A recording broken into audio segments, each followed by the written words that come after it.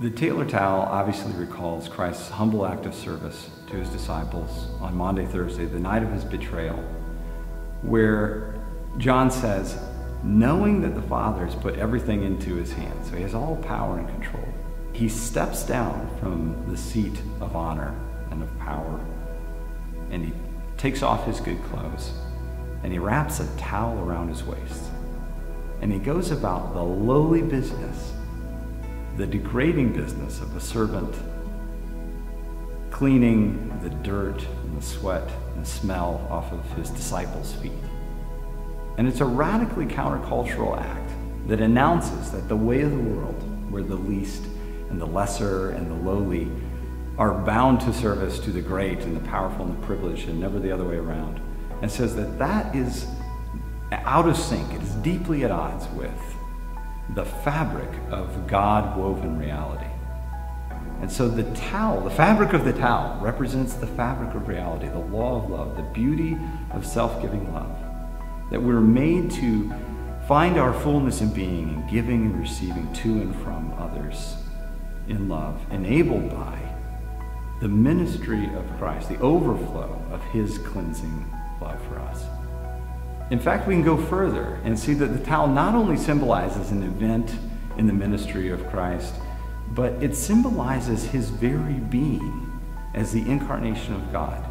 He became human. He wrapped himself in the towel of our humanness, taking on a human nature that we might be cleaned and renewed as he allows his own humanity, that towel, to be saturated by all of our dirt, even unto death, even unto the humiliating death of a criminal on a cross.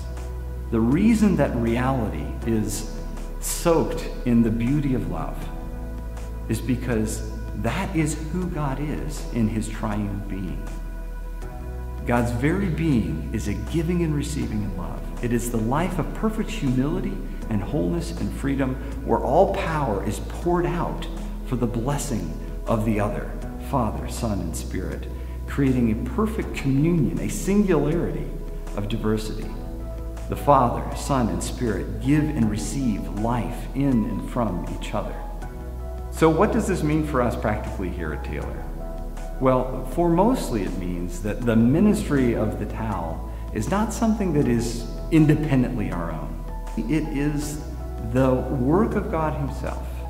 It's the acts of God himself, which we are called and enabled to participate in and have the joy of joining him in.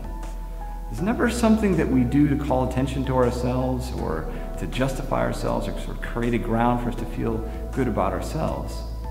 All the service, the acts that are going on around us, the principal actor is God himself.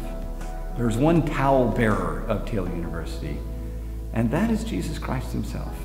If we're going to be an intentional community, let us be intentionally a community that is symbolized by a servant's towel. One where we open ourselves up to the ministry of Christ.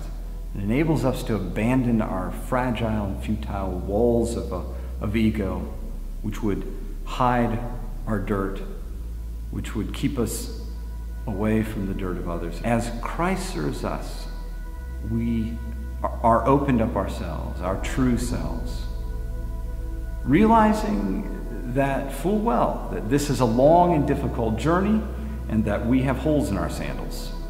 And if we have the expectation, or pretend that this is going to be an easy and quick clean, we fool ourselves about the extent of our own dirt, or more likely, we haven't glimpsed yet the full heights of the beauty that God has in mind for us.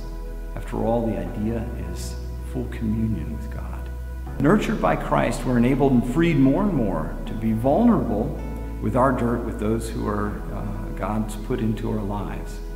We're also enabled more and more to be enduring and committed, gracious, patient, and courageous in our service of them. Not out of need or want, not out of need to prove ourselves or the worthiness of our sacrifice, but out of a desire to join God in what he's doing. Out of a desire to be in sync with the fabric of reality, symbolized by a servant's towel.